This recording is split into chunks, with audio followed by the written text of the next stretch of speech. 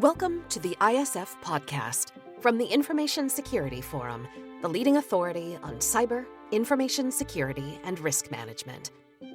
I'm Tavia Gilbert, and I'm glad to welcome you back to another cutting-edge conversation tailored to CISOs, CTOs, CROs, and other global security pros. In every episode of ISF's Media, Managing Director Steve Durbin speaks with rule breakers, collaborators, culture builders, and business creatives who manage their enterprises with vision, transparency, authenticity, and integrity. And he brings that conversation to you, your teams, and your partners. Today, Steve is in conversation with writer and researcher Brigid Schulte, author of the New York Times best-selling book on time pressure, Overwhelmed: Work, Love, and Play When No One Has the Time. Formerly an award-winning journalist for The Washington Post and The Washington Post magazine, and part of the team that won the 2008 Pulitzer Prize, Schulte is a global speaker on time, productivity, leisure, and the value of play, and she serves as the founding director of the Good Life Initiative at the nonpartisan think tank New America. She's also the director of the Better Life Lab, a work, family, justice, and gender equity program. In today's conversation, Steve and Brigid discuss the need for leadership, a need that during COVID is more urgent than ever before, how to make work better for everyone, and the opportunity for enterprises to remeasure what they value and reestablish the value system that threads through the heart of everything they do. Brigid's first comment to Steve, as they begin to discuss their common vision of leadership, reveals her passion for the vital and timely topic of leadership during global disruption. If there was ever a time for leadership, this is the time. This is a critical moment for leaders to really figure out how to do things differently and really step up. This is a challenging moment. So I wanted to start with a reference to your book, Overwhelmed. I mean, that was written, 5-6 years ago now. It was a New York Times bestseller. And you really sort of went into some of the circumstances around individuals, families, employees from that perspective a few years back. But of course, that was all pre-pandemic. And there was a lovely description of it that I read on Amazon where it was described as being a trip down the rabbit hole of busyness. And I thought that was such a wonderful way of describing a book that really tries to capture, all of this challenge that we've all faced of so many things to do and the perception that there's so little time to do it. And I want to get into that in a moment or two. But first, what was your real sort of first personal call to action in that space? How did you come to write that book? What was the driver? It was a totally accidental book. I actually didn't really want to write that book. I actually sort of rebelled against it for a while. I was working full-time as a reporter at the Washington Post. I had 2 pretty little kids. I just felt like I was losing my mind. I felt like I was never adequate enough at work. I felt like I was totally inadequate at home. I just never felt like I could do enough. And I thought it was all my fault, that it was just me. And sort of the national dialogue, if you remember from the media or whatever, was all like, oh, just take a bath. Or if you can't figure it out, it's all your fault. And so I kind of internalized it and I gained 30 pounds. I broke out in stress eczema. I got maybe 4 or 5 hours of sleep a night. I was really falling apart and kept it all to myself. I had a very brave face at work. I had a brave face for my kids and at home. And I was part of this working group at the Washington Post. We were looking at readership numbers, and they were seeing this big difference between male and female readers. And so the powers that be got this women readers group together to figure out why are women not reading the newspaper. And I was appointed to this group, and we all looked around at each other, sort of rolled our eyes, and then that facade sort of dropped, like, well, duh, we know why women aren't reading the newspaper, because mornings are crazy. Everybody was so busy. They either had kids or they had elder care or they were taking care of other, there were all these really heavy caregiving responsibilities that many of our male colleagues simply did not have or did not think about or were delegated to them and would do it occasionally. But that day-to-day heavy responsibility really was on all these women. And so we wanted to find some data to say, well, women are busy. Let's just find some data. And so I volunteered. I found a time use researcher and I said, we're doing a study about why women aren't reading the newspaper and we figured they're too busy. And he interrupted me and he said, wrong. Women aren't busy. Nobody's busy. Women have 30 hours of leisure a week. Men have 40 hours of leisure a week. If people are feeling that they have time pressure, basically they're big babies. There's plenty of time. What's wrong with you? And I said, well, I don't know what you're talking about. I don't have 30 hours of leisure a week. I can barely I felt like I was holding on by my fingernails. And he just said, yes, you do. Come and do a time study with me and I will show you where your leisure is. And honestly, that's how this book started. I did the time study with him. He found 27 hours of what he called leisure, and I called bits and scraps of garbage time, like 2 minutes here, 10 minutes there.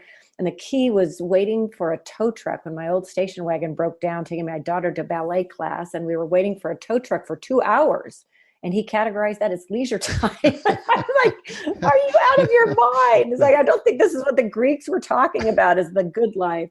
So I wrote a magazine story for the Washington Post magazine that really went viral. And I told my editor, I said, I'm going to be honest to the point of not getting fired, because I was really afraid that if I opened up, if I dropped that facade, that people were going to say it was all my fault. I was crazy. I was neurotic. And some people did say that online. But what amazed me was so many people reached out by email or phone or on the street. And it was a stack so high, I printed it out because I couldn't get to it all at once. And almost to a one, they said, you climbed into my head and you wrote about my life. And at that point, I realized this cannot be just massive personal failure. There's something else going on. And so that was what the book became, was this journey to try to understand, why are things the way they are?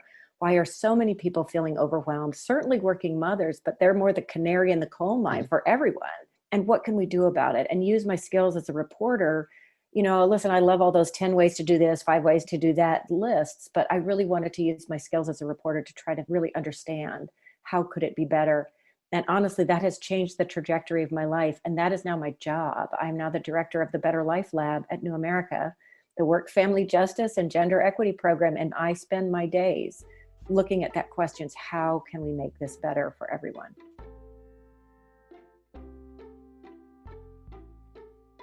That was 5-6 years ago. Bringing it right up to date, of course, in the here and now. Everybody is in the midst of COVID-19, different levels of restrictions, depending on where you happen to be in the world. The impact on not just the world of work, but on everybody really has been unprecedented. How has that insight that you gained through writing the book, how can that be applied today to help people cope with some of the challenges that we're facing? First thing that I will say is that so much of what I ended up finding in my reporting and my research is the world has shifted for so many people, and yet our workplaces, our work cultures haven't shifted to keep up.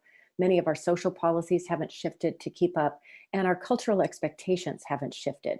So you've got this big disconnect going on. And what COVID has done is really laid that bare for everyone. Now everyone can see this disconnect. Whereas maybe a couple of years ago, I felt like I was sort of crying in the wilderness, that nobody seemed to care or listen to these issues, that childcare is an economic issue, that businesses should care about that. You could maybe get on the business page, never on the front page. And now you're seeing it on the front pages of newspapers, top of radio and TV broadcasts. So there is a much bigger recognition that these work-life issues and how we combine work and care are central to living a good life. They're central to economies. They're central to business. We need to stop this old-fashioned thinking that you have this work self and you can work all the time, and then you have this life self, and somehow they're separate. We're supposed to work as if we don't have a life, and we're supposed to have a life as if we don't work, and that's just impossible. So I'd say that's the first thing, is that there's this recognition now that systems were not working, and there's a real opportunity now to do things differently. I look at change on the personal level, on the organizational level, and then also on the societal level. And if you're asking about what can people do personally, I think that's the first thing, is to be aware that you're in an unprecedented time that's really difficult, and the systems weren't working very well beforehand, so that there are boundaries that you can set, that there are personal mastery things that you can do. But I think the most important thing is to understand it's not all your fault, that there are these larger systems that don't work. So put your own oxygen mask on, and let's be part of this larger change to figure out what does new normal look like. And one of the things certainly that I think a lot of people are struggling with is this concept of home working. Depending on who you talk to, some people see it as they've arrived finally at nirvana. They can work from home. But one of the concerns that I have with that, and certainly with the people that I work with, is that by bringing work into the home, you've actually created now this hothouse environment where you're always on. You don't have the commute time, for instance, just that. Getting people to understand that it's important to switch off, to take breaks, to do all those sorts of things. And from a leadership standpoint, I'm not a fan of remote monitoring and then sort of telling somebody, okay, now it's time for you to have a break. I mean, that for me is something that I find actually quite deplorable, because it really brings into question this whole trust issue. I totally agree. If you are doing that to your employees, you have to just really, really wonder what kind of culture you have created. If you cannot trust your people to do what you've asked them to do, to deliver on what your value proposition is, boy, that is a time for you to do some deep introspection. I find that beyond deplorable. Sorry, I interrupted you. No, absolutely fine. No, please do. That just infuriates me when I read about that. But it exists, doesn't it? I mean, we've all seen, does. examples of that. And like you, it's not something that actually had occurred to me that people would even want to do. But the thing that does concern me more, I think, is from a leadership position, how can you encourage people who you don't see on a regular basis anymore to basically look after themselves, to be able to give of their best, where giving of their best actually doesn't mean being locked to a computer screen for 8 to 10 to 12 to 14 hours a day? Exactly. I mean, it's so interesting that this, as difficult a time as this actually is also a time of opportunity for organizations, for businesses, for leaders. This is a time to really get clear on your culture and connect it with the purpose. What is the purpose of a corporation? What is the purpose of your company? Really connect that with what people are doing and why it matters. Keep your eye on that North Star, if you will. This is so important. People are feeling so disconnected and so isolated. So communication is important, but I think the first thing is getting clarity about that purpose, communicating that really clearly, and then finding ways. I think we're all zoomed out, but finding ways to not only connect for the mission and the purpose, but finding ways to recreate hallway moments, the times where you could just bump into somebody and an idea would spark. That's much more difficult in the virtual environment. But just last week, I did that. I sort of had virtual coffee with 2 team members that I don't really see all that often. And I went for a walk because I just could not stand being on Zoom anymore. That performance is right. You're always on. And that just made a huge difference to hear about how they're doing and what's meaningful to them right now. What are they struggling with? And then as a leader, trying to find creative solutions together for how to keep them engaged and excited and productive, because that is a challenge. So I think clarity, purpose, really thinking about the culture you're creating, and communicating with a sense of compassion that this is hard for all of us. And I think this is the time when you think about the surveillance and popping in on people in Zoom, that's a culture of mistrust. That's a culture of, I'm going to catch you out, I've got you. And I think that it's so clear when you look at innovation and productivity, you don't want that kind of punitive atmosphere. You want something that draws people, that gets them motivated and excited. And that's all about purpose and direction and where you're going, and being really clear about that and communicating it well. And I think one of the challenges for some leaders in organizations is that if they are of a certain age, let's say, they've probably been brought up on that Jack Welch philosophy, the quarterly shareholder meeting, where as long as you can continue to drive profits up, keep your shareholders happy, that's all that matters. Culturally, of course, we've moved on significantly from that. I mean, I'm in the fortunate position of working at a not-for-profit, so we have slightly different perspectives on things. But it does strike me that there are probably some leaders out there who want to change, but don't really know how to do it. Any sort of tips, advice on those sort of first steps that they could take? I think the important thing is to think about what matters is what you measure. And in that Jack Welch philosophy of shareholder returns and profits, and I think the thing that's always been the problem with that approach is the balance sheet is very narrow, and it doesn't take into account the much larger view of how people are actually living or what's actually going on in society at that moment. And so I think that this is the time to rethink your value proposition. What is it that you're measuring? What is it that you value? There's plenty of research that shows that well-rested, healthy, happy employees who are paid reasonably well and feel supported and feel stable, they do better work. That's just not hard. But When you've got a mindset that people are a cost of labor and they're like a number on a spreadsheet, then you want to cut labor costs. And so I think you're talking about first steps. This is a time to think beyond the balance sheet. And the intangibles are actually, the sort of the soft things are the most important things right now. Health and well-being, communication, all those soft skills that don't necessarily show up in those profit and loss statements. And yet, those are the things that will have an enormous impact on your productivity, on your culture, and on whether you're going to not only weather this crisis, but move beyond it and thrive. You touch on there something I want to go into in a bit more detail, this whole concept of health and well-being. I think one of the concerns certainly that I have, and I'm sure many of the people listening to this, is the impact of the pandemic, the impact of rolling lockdowns in some countries on mental health, on loneliness, on anxiety, on a whole range of things. And we've just said, we don't have the luxury of being able to physically see people. And so we may not be able to spot some of these things. Any sort of insight that you can give in that area around that whole concept of things to watch out for, or things to help people improve and deal with those issues themselves? Yeah, this is where communication is so important. Being really clear about your purpose and your mission, and then how does the work flow from that? And being really clear about somebody's roles and responsibilities and the expectations then. Like, what is it that they're supposed to deliver? Being clear on that, but also having a sense of conversation, because now you've got a whole lot of people who are homeschooling at home, or they've got childcare, or they're worried about their aging parent who's isolated and they can't see in the nursing home. There's just so many more heavy responsibilities that people are struggling with day to day, that I've seen some firms, when they talk about responding to COVID, they're going to rethink performance evaluations. I think that is a given. That's just the bottom line. Right. Really rethink what your expectations are and communicate them, because you see so many people where the expectations are not different, or they haven't been communicated. Maybe the leaders think, oh, we're going to cut people a little slack. We know that this is difficult. But then what you see on the flip side is people who are afraid of being laid off. They're afraid of this economic downturn. So they are overperforming and they're really burning themselves out. So this is when it's incumbent upon leaders to really look at, what time are people sending emails? What time are you sending emails or communicating?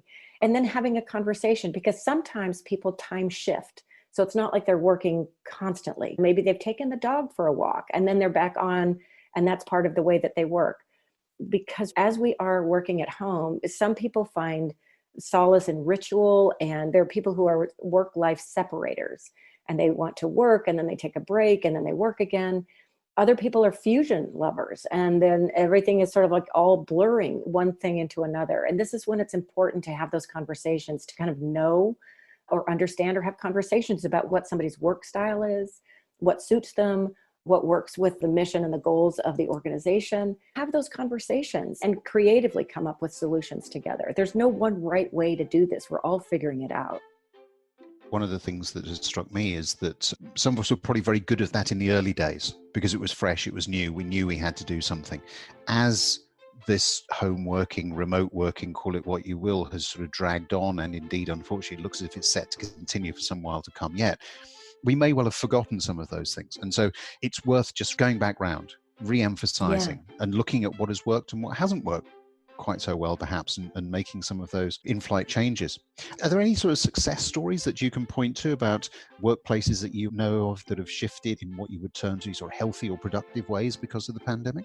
Yeah, there's a couple so I've been working on a project with Ideas 42 and the Robert Wood Johnson Foundation, looking at the drivers of work-life conflict and then interventions that can kind of disrupt that to make work-life balance, if you want, work-life harmony, fit, integration, whatever you want to call it, time for work and life better, and then also finding that work is better. And there's this one nonprofit did something very interesting. They were seeing that people, as you know, in nonprofits and in many places, people love what they do, and so it's hard to turn off. One of the things that we heard from people is it's like, well, I'd have work-life balance if I hated my job. Mm-hmm. So then you have that sense of mission and drive. So it's really difficult to get people to turn off or take time away, like vacation or time for rest and recovery in normal times or pre-pandemic times. And in the pandemic, it's almost as if nobody felt like they could take vacation, or if you could, you couldn't go anywhere. So how was that different? And so what they began doing is tracking when people were taking time off. And if you hadn't taken time off in a while, then they would basically put a day on your calendar, send you and your manager an email saying, hey, we've noticed you haven't had time off in a while. How about you take this Friday off? If that Friday doesn't work, feel free to shift it, but you need to take some time off.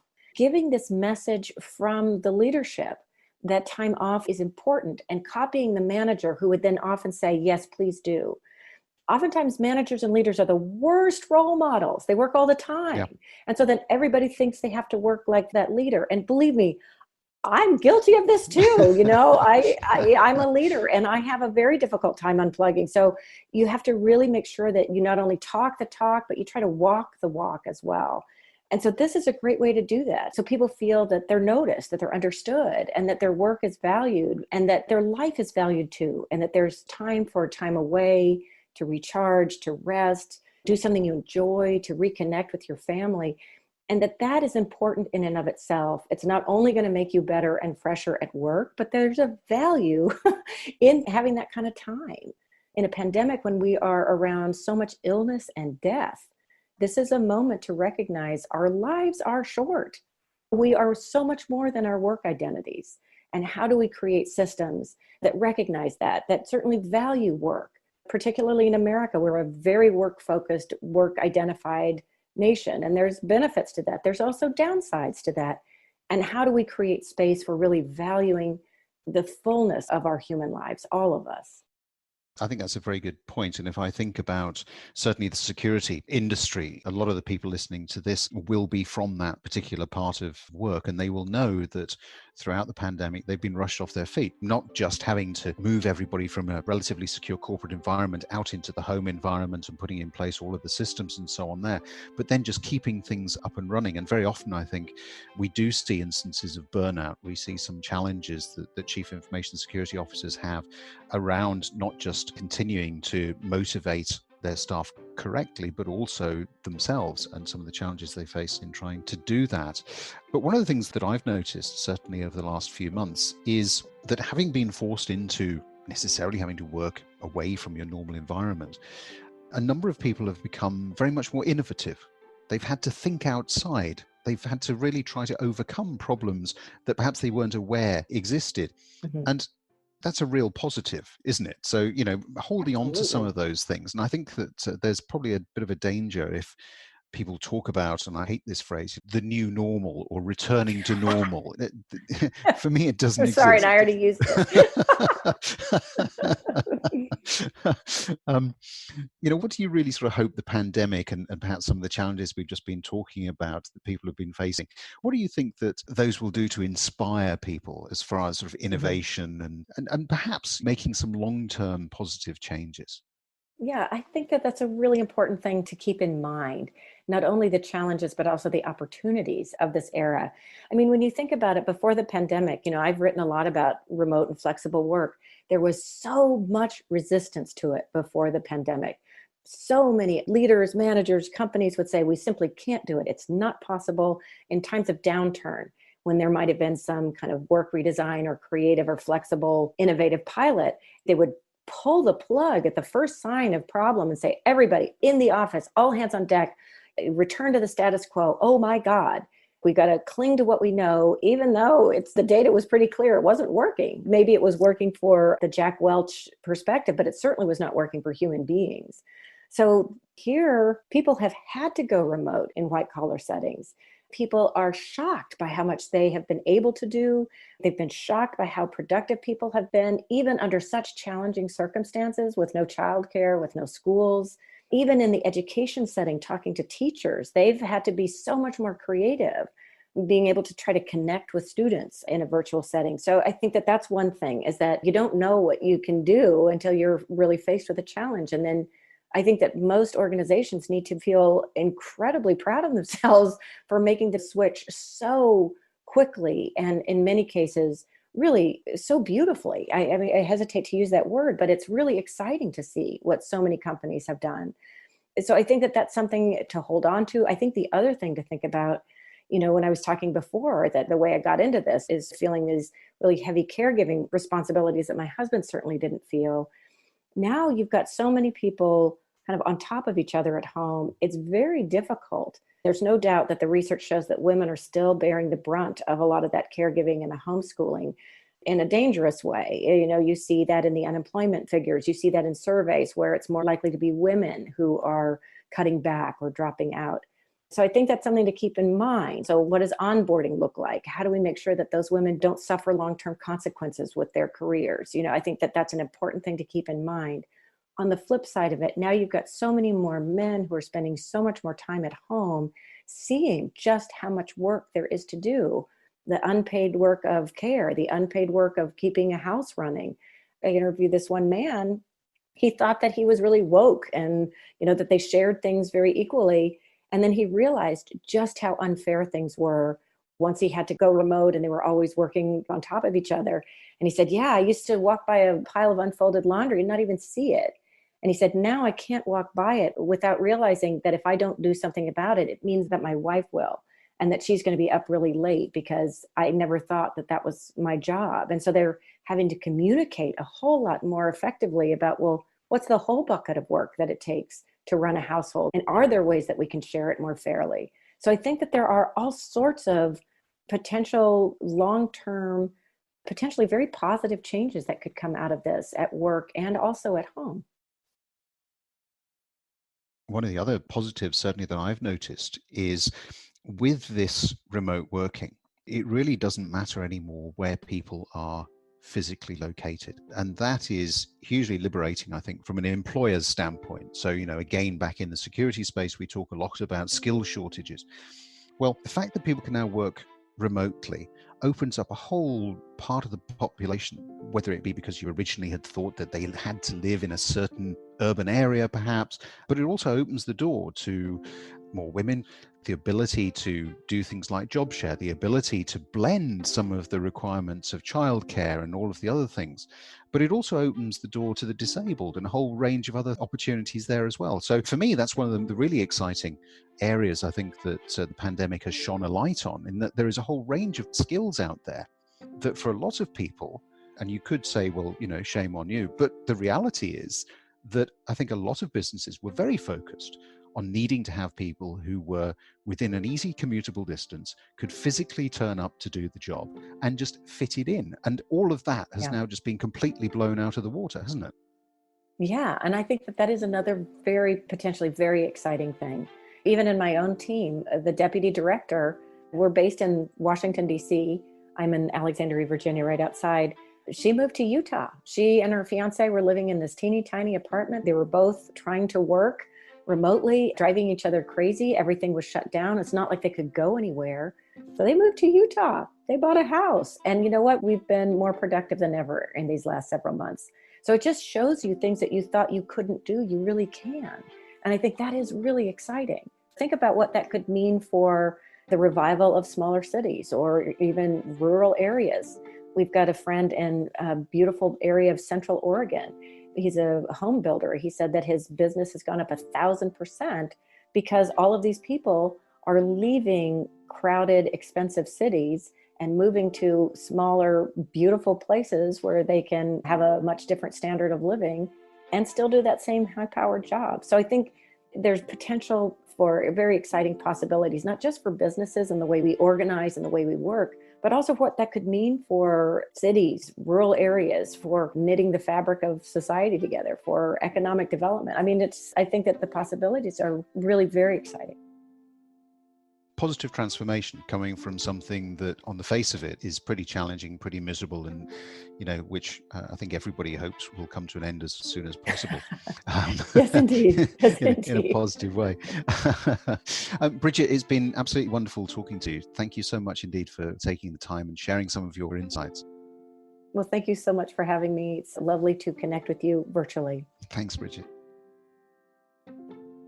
The perhaps bad news is that there's no easy new template that can be applied across the board to answer every challenge for today's newly diversified workforces. But Schulte's good news is that there is new opportunity and new promise in deepening trust and relationship, taking the time to listen and respond to the needs of your people, and finding creative ways to reconnect with your driving value system, and remeasuring the value you get and give within your organization. In our next episode, Steve speaks with another guest whose focus includes human culture, human behavior, and storytelling. Singer, songwriter, and activist Sir Bob Geldof, lead singer of the Boomtown Rats, and founding member of Band-Aid, famous for raising money for Ethiopian famine relief. Steve and Sir Bob discuss the effect of the COVID-19 pandemic on creativity, the political turmoil facilitated by rapidly advancing digital technology, his hope for fresh ideas, the courage to embrace change, and more.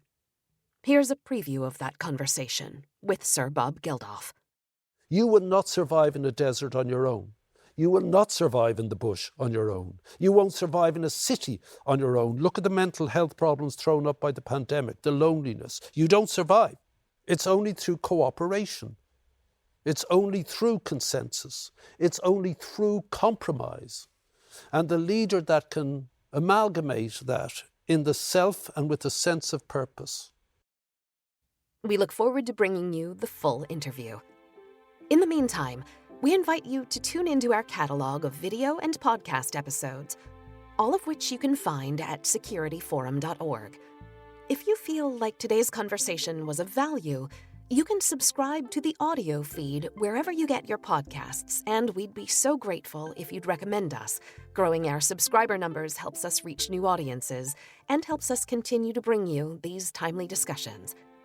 You can always join in the conversation on our LinkedIn page at linkedin.com/company/information-security-forum, or get in touch directly through our website, where you can also download ISF's research, practical tools, and guidance related to discussions like these.